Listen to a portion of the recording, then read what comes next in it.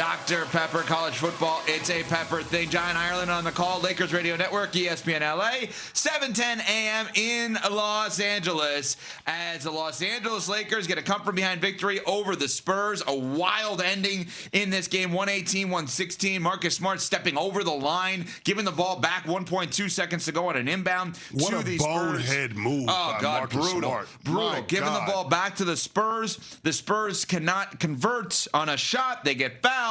They go to the free throw line. They miss the first one. They can't convert the tip-in on the second one. Lakers escape with a victory. They're 7-2 on the season. She is Michelle Smallman. He is Chris Canty, a Lakers fan. I am Evan Cohen. Good morning, everybody. I'll take the wins any way they come, man. Phenomenal performance by L.A. Luka. He looks great. 200 points through his first 5 games. Ooh. 35-point triple-double last night, 1 board away from a triple-double. Phenomenal performance. DeAndre Ayton with the rim running. Smalls, there's a lot to like with my Lakers. A lot to like. A lot to like. What about with LeBron, though? We'll see how that goes. That's what I'm saying. I mean, it feels like things are going well now, but there's still a big question looming. I mean, technically, there was a LeBron on the court last night. Wasn't great, but he was out there. Did you see Bronny get dunked on last night by Wemby? I don't lie to the audience, so not until you showed it to me, we started cracking up before the show. Not great. Not great. But other than that, everything looked good for the Los Angeles Lakers last night. It looked good. And the interesting part about what we watched in terms of how they defended Wemby, it were a lot of similarities between what they did last night and the Phoenix Suns did a few days ago in terms of being able to switch on pick and roll situations, but making sure they challenge Wemby on the catch. It's not about necessarily having a center type defend him. It's about being able to body him up and keep him from getting to his spots, keep him as far away from the rim as you possibly can. And I thought the Lakers as a whole did a really good job of that. We saw that with the Suns. They used Royce O'Neal as the primary defender on Wemby, but they were throwing a lot of different guys at him. At points, Grayson Allen was defending him when they matched up against the Suns, but challenging him on the catch, bodying him up, playing physical is the way to go in terms of trying to defend Wemby. He had 5 turnovers last night, and of course that consequential one, that charge call with what? A minute 40 to go, Rui Hachimura comes over as a help side defender. And to me, that's where the game was decided. Well, he fouled out. He's done. He was done. But, I mean, that was where the game was decided because the Spurs didn't have a closer. So I thought that was a key play.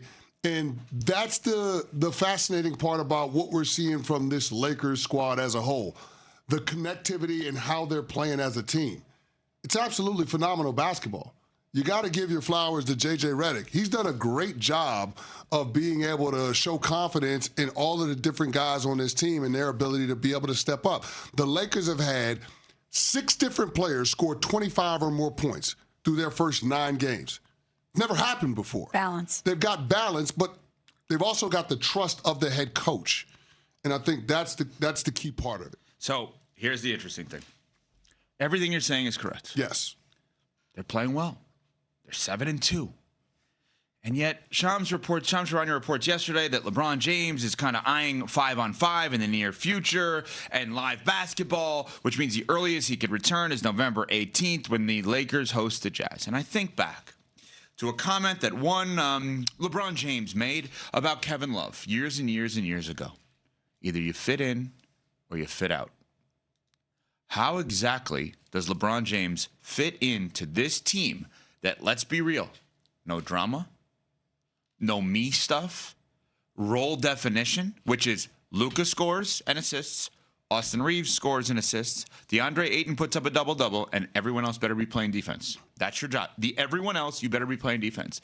I'm sorry, at 20-plus years into the league, at 40-plus years old, who's the second greatest player of all time, who has a career that if he walked away today, has nothing left to accomplish, that guy's going to come back and be a role player to play defense?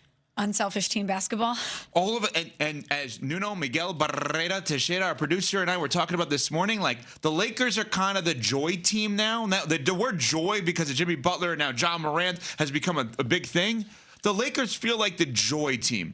Do you ever remember a LeBron James team being a joy team? And by the way, I'm okay with it not be, because if he holds everybody to that perfection standard and they're miserable as a result and they end up with a ring, whoop-de-damn-do, as Derek Coleman once said. There wasn't a whole lot of joy with those 90 Bulls. those 90s Right. Bulls. We saw that in the Last Dance. Michael Who Jordan was cares? punching teammates in the face. That's Exactly. Exactly. Not even going to dinner with Scotty. Not friends. Joy comes in June. Business. We in the winning business. That's right. If you don't like it, that's your problem. But LeBron is not good enough at this point, which is there's no shame in this because he's already great enough to lead a team to a championship while being passive aggressive and playing his games. How does he fit into this? Can someone explain that to me? They're going to have to stagger the minutes with LeBron, Austin Reeves, and Luka Doncic because you can't have all three of those guys on the court at the same time. So what you're saying is LeBron has to play the Luka role. He has to back Luka up, in essence, while starting. Hey, when Luka's out, I'll play your role. He has to be Luka instead of anyone trying to emulate him. Yeah, because here's the thing. You can't have all three of those guys on the court at the same time. You're playing 2-on-5 on defense. How does that work? I said it months ago. I don't see a path to the Lakers contending for a championship with LeBron James on the team. I don't. I still don't.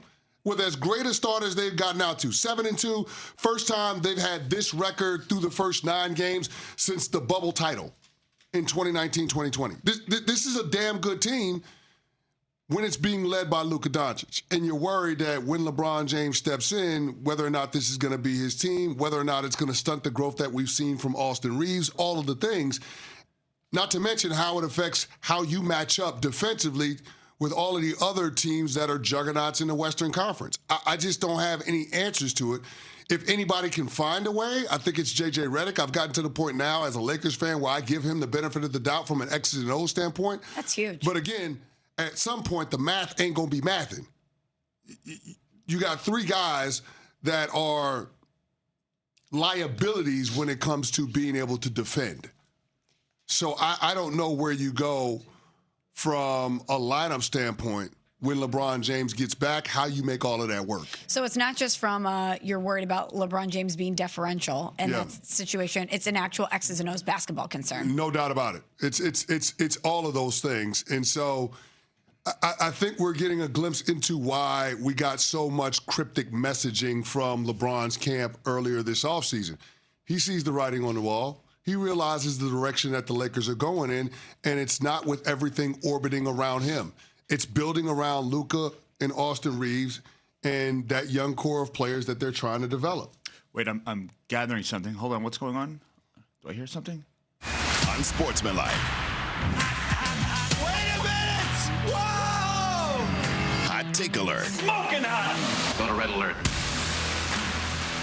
LeBron James should finish the season as a member of the New York Knicks. Well, I'm sorry. That came out of nowhere. Let's stop this. Let's stop this. He makes absolutely no sense on this Lakers team. The Knicks feel like they're missing something, even though they're undefeated at home. They don't lose at Madison Square Garden. They need more defense. He's not a defender. I get that. We have said for the last year that Jalen Brunson is an unbelievable player, but needs to be the second best player on a great team. LeBron James should finish the season as a member of the New York Knicks, and the Lakers should beg and scratch and claw to get OG Anunoby back. Simple as that. There's more that would have to be in that trade. Come on. Let's just fast forward. I don't even know that was He's a hot not take. coming to the Knicks. He should be a member of the Knicks. I'm not a Knicks fan. I'm not rooting for the Knicks. It just makes sense. Except it doesn't make sense with LeBron's entire family being on the West Coast. He's not traveling on the West Coast road or on the road trip the team is about to go on. He's not going anywhere. Do you think he makes sense on your squad right now? No. Okay, well then what are you going to do? Tell the second greatest player ever, we're good. Go home. No, I'm going to try to call Golden State, which apparently Golden State was interested in a couple of years ago, and see if we can make some magic happen. So glad you said that, because that's where my mind went initially too. And then I thought about, well, if this is the Joy team, they can't bring Jimmy there because he's the no Joy guy. You can't put Jimmy involved in this. Well, you can't do that. He's a disruptor. And sometimes that's a good thing. No, I'm not saying Jimmy would go to the Lakers. You're going to get back. I don't know how they make it work. I don't know how they make the money work. I don't know how. I mean, Kuminga would be a piece that I think they would obviously have interest in. Sure. But You got a lot of money to go. Podziemski would be a piece that I think they would be interested in. I understand the money aspect of it, but where there's a will, there's a way. But LeBron James with Draymond Green and Steph Curry and potentially Jimmy Butler, I like the way that works.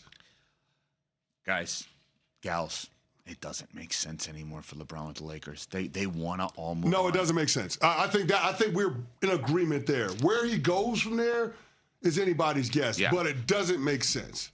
Why the Knicks? Why do you think it makes so much sense with the Knicks? Because I don't think there's going to be a plethora of teams that he would accept playing on. Well, but I mean, outside of market, outside of I life said it. circumstances. They need a best player on their team. I don't think Jalen Brunson is the best player on a championship team. And I don't think Karl Anthony Towns is the second best player on a championship winning team. Now push them all down one. And I don't think the Lakers would necessarily want Towns. That's not. I don't mean to be disrespectful towards Towns. It's the fit with Luka.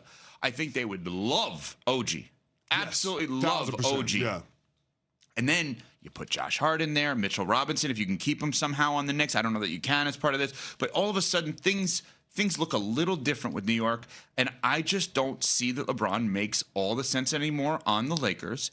And I think that you have a short list of teams. Golden State, of course, would be one of them. I think Cleveland would be one of them. And everybody from Cleveland tells us they want to do this without him, not to be disrespectful towards him. Yeah, but Cleveland got some problems, though. Okay. With the way that Miami team would be looks, the other one and just the return engagement. But I don't know that they can. I don't know that the new style that they play is perfect for LeBron. I don't know that it is or it is. I don't know. But I don't see that necessarily right now. I just think the Knicks